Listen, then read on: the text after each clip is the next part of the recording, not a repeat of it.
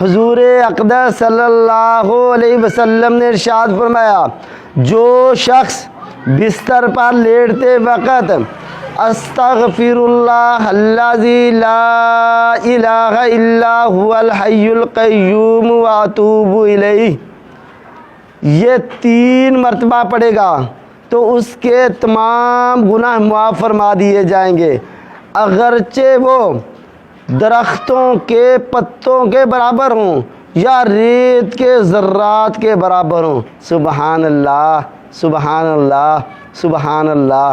میرے دوستو، کتنا آسان عمل ہے۔